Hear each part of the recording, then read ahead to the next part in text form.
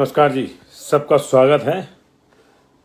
12:46 हो रहे हैं और आज की जो राजनीतिक परिचर्चा है वो शुरू करने के लिए हम ये लोग लाइव खोल रहे हैं। काइंडली जल्दी से जल्दी जुड़ जाइए और इसको शेयर भी कर दीजिए। और आज हम जो चर्चा करेंगे वो ये करेंगे कि पूरे प्रदेश की चर्चा भी यही है कि किसकी सरकार बनेगी किसकी नहीं। तरुण नड्डा जी, आपका बहुत बहुत स्वागत है इस जुड़ाव के लिए। काइंडली इसको शेयर भी कर दीजिएगा जी। उपेंद्र शर्मा भी हमारे साथ जुड़ गए, उनका भी स्वागत है जी। लेकिन माफ़ी चाहूँगा उपेंद्र जी, मैं वीडियो में आप कंक्लूड नहीं कर पाऊँगा, बाइंडिंग्स है हमारे ऊपर। Rajneesh Kumar ji, thank you very much for watching. लोग जल्दी से जुड़ रहे हैं, काइंडली इसको शेयर भी कर दीजिएगा। और टाइमिंग है लेकिन आप जिस हिसाब से जुड़ रहे हैं मैं अभिभूत हूँ। पवन कुमार जी, बहुत बहुत शुक्रिया आप लोगों का। और दीपक चौहान जी, आपका भी स्वागत है।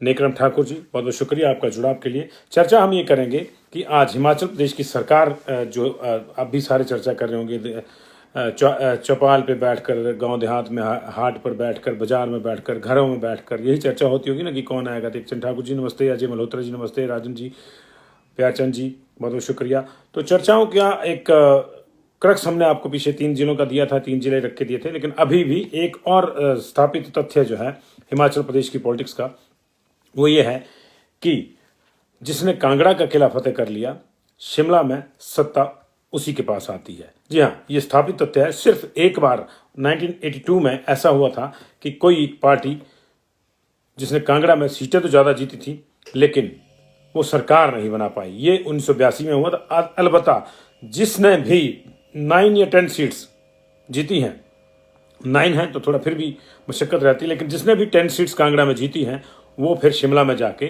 सरताज बना है। ये कांगड़ा का इतिहास है, कांगड़ा की पॉलिटिक्स का है। सबसे बड़ा जिला है, इसकी वजह यह है 15 सीटें हैं, 1/4 पॉपुलेशन है और लगभग 1/4 सीटें हैं। 68 में से 15 सीटें हैं, कम नहीं होती। किसी जमाने में 16 थी, डिलिमिटेशन हुई तो थोड़ा सीट खत्म होगी, खुर्दपुर कर दिया गया। आधी सिंहपुर में मिल गई, आधी सुलह में मिल गई, आधी ज्वालाजी में मिल गई। और उसकी छींटाकशी, उसकी खींचातान अभी तक चली हुई है। जो थोरल वाले थे कहते कभी हम 16 से लड़ेंगे, अब ज्वालाजी से लड़ रहे हैं, या फिर थोरल तो खैर रिजर्व हो गई थी। थोरल के बाद जब जयसिंहपुर बनी तो रिजर्व हो गई थी। राजगीर खत्म हो गई थी, राजगीर का हुई, जयसिंहपुर का नाम दिया और थोरल पूरी तरह कंप्लीटली जो खत्म हो गई थी। कांगड़ा में जो थोरल खत्म हुई थी 16 से 15 हुई थी, ये सीट जाके बढ़ी थी मनाली में। मनाली अलग से सीट आई थी, तो कुल्लू और मनाली एक सीट होती थी। ये छोटा सा बैकग्राउंड था। लेकिन असली बैकग्राउंड जो मैं आपको देना चाह रहा हूँ वो ये है कि जिसने कांगड़ा में 10 सीटें जीत ली उसका कल्याण हो गया, उसकी सरकार बननी लगभग तय होती है। एक ही मौका आया था 1982 में।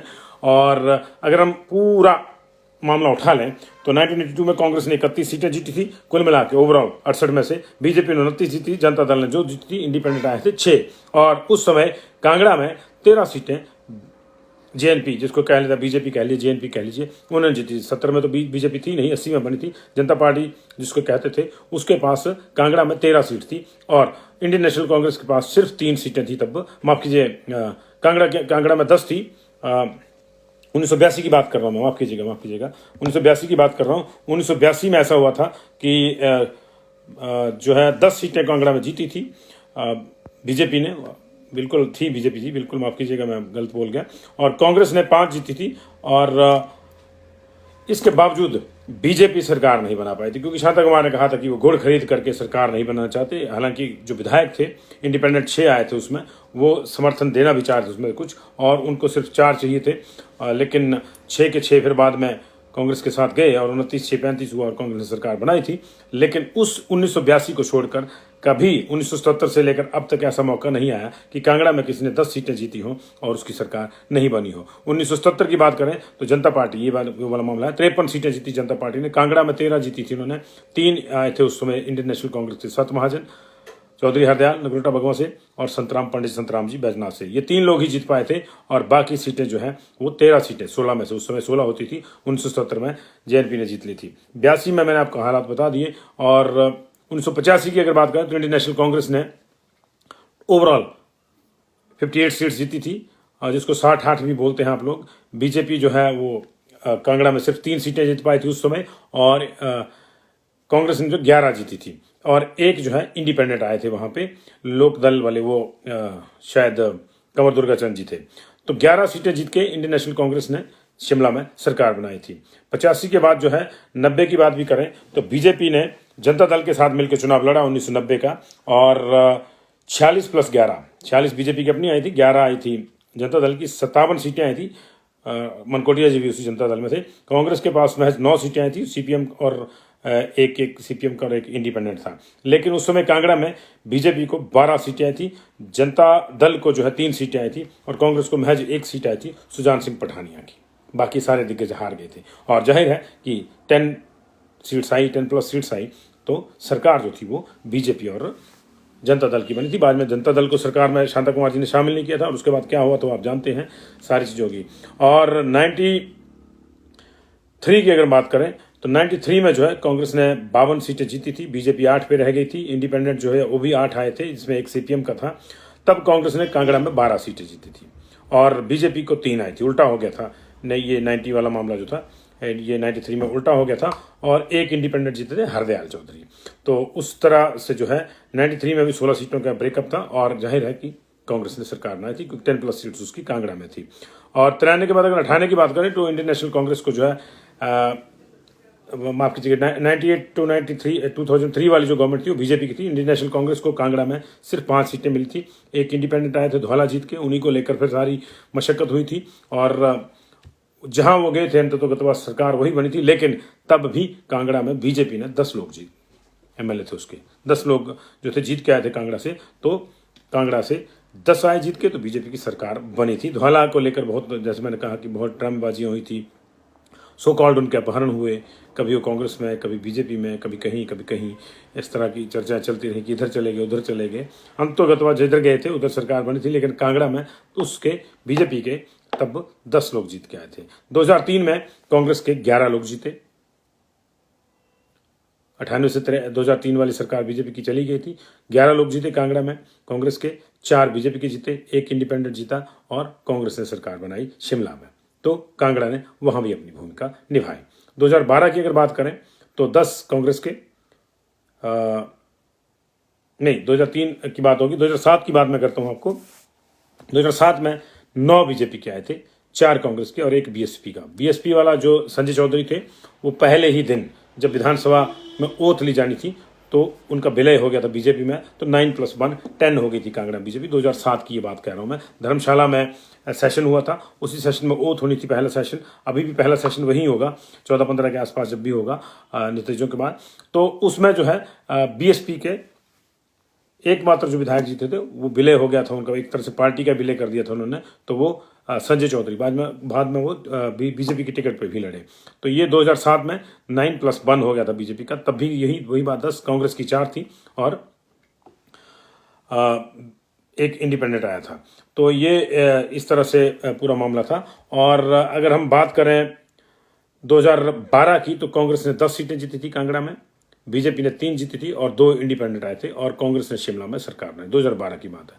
2017 में पिछले चुनाव की बात करें 11 सीट जीती थी बीजेपी ने, 15 में से 3 कांग्रेस के आए थे और एक इंडिपेंडेंट आए थे होशियार सिंह। बाद में होशियार सिंह भी संबद्ध हो गए थे बीजेपी से और कांग्रेस के 3 में से पवन काजल भी जाते जाते उधर चले गए थे अभी कुछ महीने पहले और अभी उनको जो है बीजेपी ने टिकट दिया। तो 11 बीजेपी के आए थे तो बीजेपी ने वहां कंफर्टेबली सरकार बनाई थी।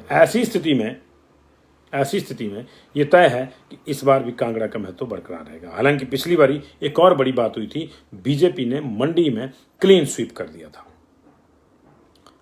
10 में से 9 सीटों पर बीजेपी के लोग जीत के आए थे और एक पर निर्दलीय जीत के आए थे प्रकाश राणा। वहां भी उन्होंने जो है बाद में चले गए थे, अब वो भी इस बार बीजेपी में चले थे, इस बार वो बीजेपी की भी टिकट पे हैं, लेकिन वहां कांग्रेस को एक भी सीट नहीं आई थी।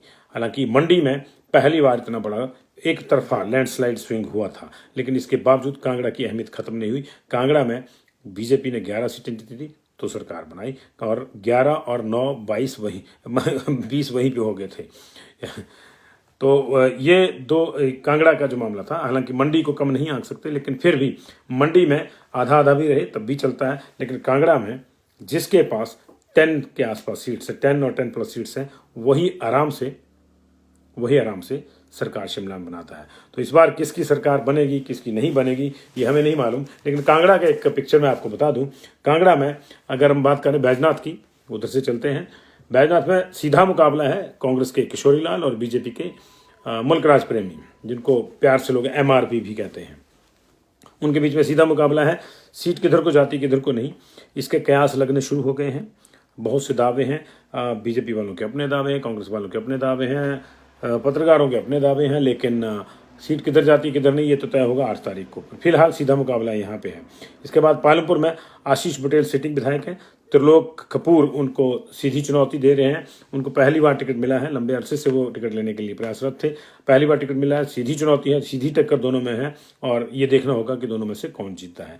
इसके अलावा अगर हम राजगीर पुरानी और नए वाली जयसिंहपुर की बात करें तो पुराने प्रतिद्वंदी एक बार फिर से सामने है। रवि धीमान सिटिंग हैं बीजेपी के और उनको ही इस बार जो है दोबारा टिकट दिया था बीजेपी ने। और यादवेंद्र गोमा, मिल्खीराम गोमा के बेटे, मिल्खीराम गोमा भी एमएलए होते थे और यादवेंद्र गोमा के दादाजी भी एमएलए होते थे वहाँ से। तो गोमा फैमिली से ही इस बार फिर यंग टर्क जो है यादवेंद्र गोमा, बहुत कम आयु है उनकी और वो सीधी चुनौती, सीधी टक्कर यहाँ पे भी है। सुलह में ट्रायंगल हो गया है, बावजूद इसके कि रविंद्र रवि वहाँ से नहीं लड़े, लेकिन इसके बावजूद वहाँ ट्रायंगल हो गया क्योंकि कांग्रेस ने टिकट बदल के दी जगदीश सपैया को। ऐसे में जगजीवन पाल जो थे वो इंडिपेंडेंट खड़े हो गए और विपिन परमार विधानसभा के अध्यक्ष, उससे पहले स्वास्थ्य मंत्री, वो बीजेपी के टिकट पर लड़ रहे हैं। ट्रायंगल है सुलह में, किधर को सीट जाती है किधर को नहीं ये 8 तारीख को पता चलेगा, लेकिन वहाँ ट्रायंगल है। नगरोटा बगवा की अगर बात करें, एक और हाई प्रोफाइल सीट इसको माना जाता था जीएस बाली की वजह से। पिछली बार जीएस बाली 1100 वोटों के आसपास यहाँ से हार गए थे। इस बार वो हमारे बीच में नहीं है। उनके बेटे रघुवीर सिंह बाली को कांग्रेस ने टिकट दी है।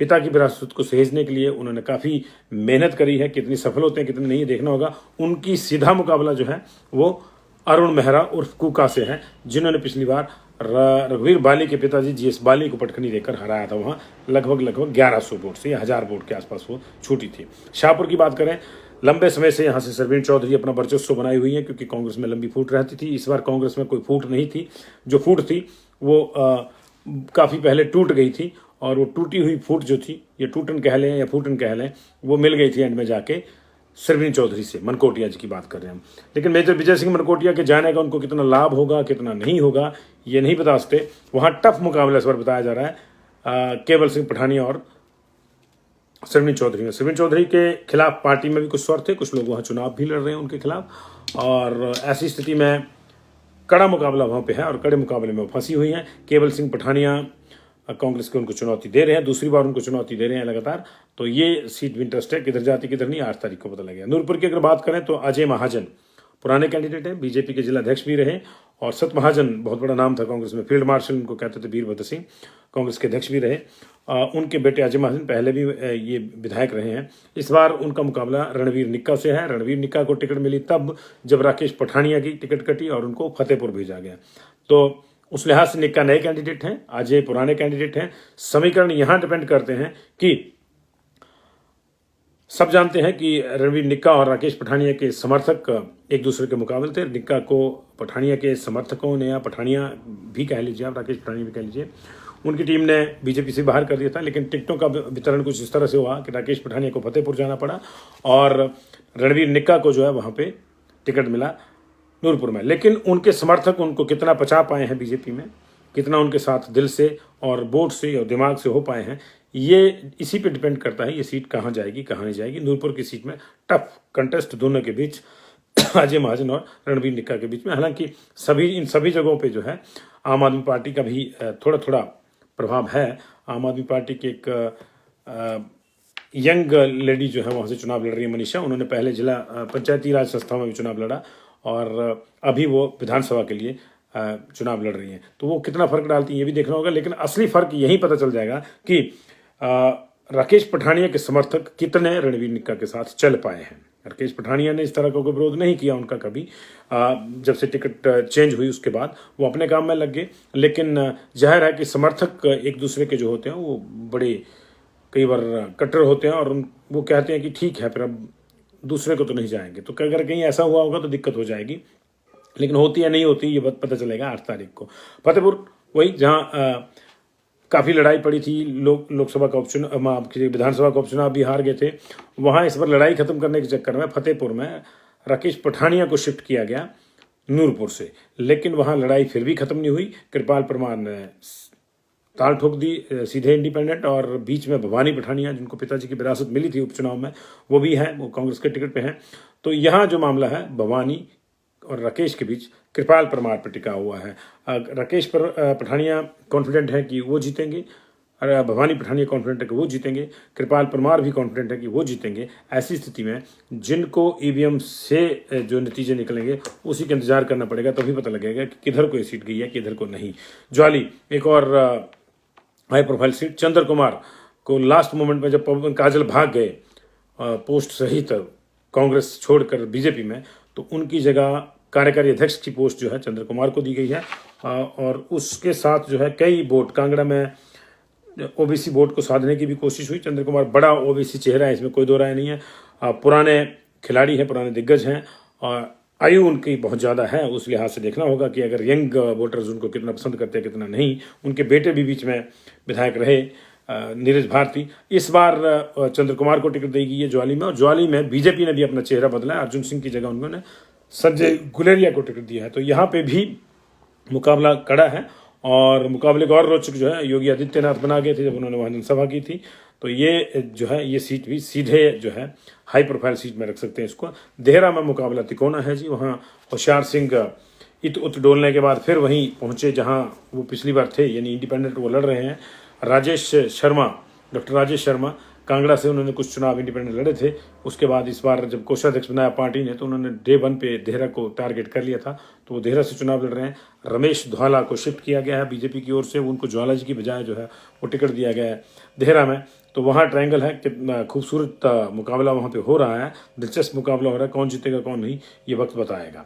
अगर देहरा के साथ लगती कंस्टिट्यूंसी की बात करें तो जसवा में भी मुकाबला ट्रायंगल है। वहाँ पे भी विक्रम ठाकुर देव मंत्री, परिवहन मंत्री दोबारा से मैंडेट लेने की कोशिश कर रहे हैं, और उनके मुकाबल कांग्रेस की ओर से वही पुराना चेहरा सुरेंद्र मनकोटिया है। लेकिन यहाँ जो रण है, सियासी रण, उसको दिलचस्प बनाया हुआ है संजय पराशर ने, जो संघ परिवार से नज़दीकियाँ उनकी बताई जाती हैं। या यूँ कह लीजिए कि बीजेपी माइंडेड उनको कह लीजिए, संघ माइंडेड कह लीजिए, जो मर्जी कह लीजिए। संघ परिवार ने कभी ये क्लेम तो नहीं किया कि हमारे नज़दीकी और हमने इनको कहा, क्योंकि संघ इस तरह से नहीं करता है। लेकिन फिर भी एक तरह से कहा जा सकता है कि ये बीजेपी के घर के ही कैंडिडेट एक तरह से हैं, और यहाँ पे जो है इन्होंने ट्रायंगल बना दिया है। तो यहाँ भी मुकाबला दिलचस्प है, बड़ा हाई प्रोफाइल सीट है ये। और जयराम कैबिनेट के जो हैं बड़ा चेहरा कहे जाते हैं विक्रम ठाकुर, वो यहाँ से मैंडेट दोबारा लेने की कोशिश कर रहे हैं। किधर को सीट जाती किधर को नहीं देखना होगा। इसके अलावा बात जो है, अगर हम बात करें श्री ज्वालामुखी की, तो रमेश धवाला सिटिंग थे यहाँ से, उनको एक पैक्ट के तहत देहरा भेजा गया, और देहरा में जिन्होंने पिछला चुनाव लड़ा था और हार गए थे, रविंद्र रवि, उनको लाया गया ज्वाला जी में। और मुकाबला उनका संजय रतन से। संजय रतन को दोबारा टिकट दिया कांग्रेस ने, पिछली बार वो हार गए थे। इस बार मुकाबला संजय रतन और रविंद्र रवि के बीच में है। रविंद्र रवि के कुछ पुराने इलाके, कुछ पुरानी पंचायतें, 8 या 9 पंचायतें जो कभी थुरल में होती थी, जब रविंद्र रवि थुरल से चुनाव लड़ते थे, वो ज्वालामुखी में जरूर आई है। उनको उनका लाभ मिलने की उम्मीद उस दिन से थी जब से डिलिमिटेशन हुआ था, और वो चाहते थे कि उनको उसी टाइम पे जो है ज्वाला जी दे दी जाती है और ज्वाला जी को देहरा दे दिया जाता है। लेकिन अब जाके हुआ है, कितना सही बैठेगा कितना नहीं वक्त बताएगा, और वो वक्त 8 तारीख को आएगा। इसके अलावा धर्मशाला की बात करें तो दूसरी राजधानी प्रदेश की, सुधीर शर्मा पिछली बार चुनाव हार गए थे, और लोकसभा का बीच में चुनाव आया तो उसमें भी वो नहीं दिखे, और उपचुनाव में भी वो नहीं दिखे। लेकिन इस बार आम चुनाव में पार्टी की ओर से उनको टिकट मिला है। बड़े लास्ट मोमेंट पे उनकी टिकट फाइनल हुई थी। हो सकता है दूसरों की टिकटें फाइनल कर रहे हो, उसके बाद उनको टिकट मिली हो, ऐसा हो जाता है। बड़ा लीडर पहले दूसरों को टिकट दिलवाता है, फिर अपने आप टिकट लेता है। यही लीडरशिप की क्वालिटीज़ हैं वास्तव में। तो ये वहाँ से चुनाव लड़ रहे हैं, और इनको भी जो है चुनौती इस बार नए चेहरे से है। विशाल नहरिया को जो है आराम दिया गया है, और उनको अपनी समस्याएं सुलझाने के लिए शायद समय दिया गया है पार्टी की ओर से, तो वो उन समस्या को सुलझा रहे होंगे। और इधर राकेश चौधरी को, जो पिछली बार इंडिपेंडेंट लड़े थे और अच्छे खूब सारे वोट ले गए थे, फिर बीच में आम आदमी पार्टी में चले गए, उनको वापस लाया गया आम आदमी पार्टी से, और बीजेपी ने उनको टिकट दिया है। तो वहाँ लेकिन पार्टी के ही एक और सदस्य विपिन नहरिया वहाँ पे आज़ाद हैं बीजेपी की ओर से, और वो देखना होगा कि किस तरह से जो है वो मुकाबले को प्रभावित करते हैं। उनकी वजह से क्या सुधीर शर्मा को लाभ होता है, या राकेश चौधरी को लाभ होता है, या वही इतने लाभ ले जाते हैं कि दोनों को ही नुकसान हो जाता है, ये वक्त बताएगा। ये धर्मशाला की सीट थी। और अब इंदौरा की बात करते हैं। रीटा धीमान सिटिंग एमएलए हैं, जिन चंद महिलाओं को टिकट मिले हैं बीजेपी में। जो पुरानी थी वो 3 रिपीट हुई, एक को काटा गया है, कमलेश को।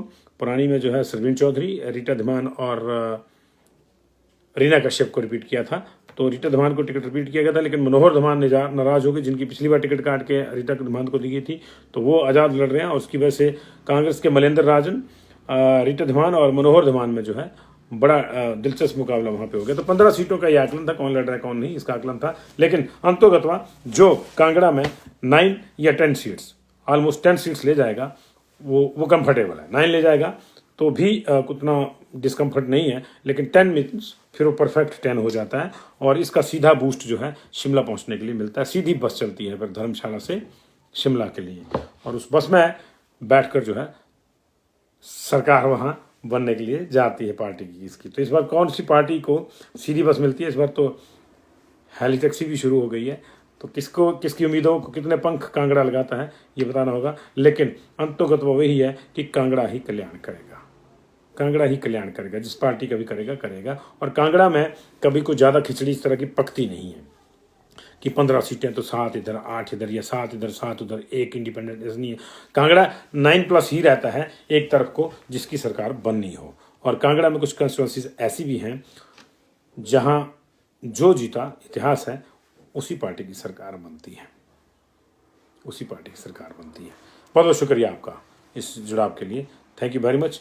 और भी बीच बीच में आते रहेंगे, लंबा समय है आपका इंतज़ार का, और हम कोशिश कर रहे हैं कि इंतज़ार आपका जो है दिलचस्प चर्चाओं में कटे। काइंडली इसको शेयर कर दीजिएगा। थैंक यू वेरी मच जी। पंकज शर्मा जी, नरेश ठाकुर जी, बहुत बहुत शुक्रिया आपका इस जुड़ाव के लिए।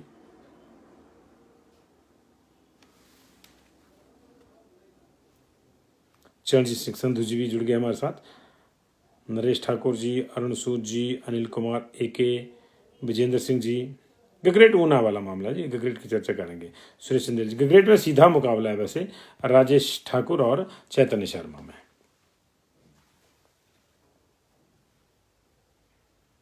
वीरेंद्र चौहान जी भी जुड़ गए, बहुत बहुत शुक्रिया जी, थैंक यू।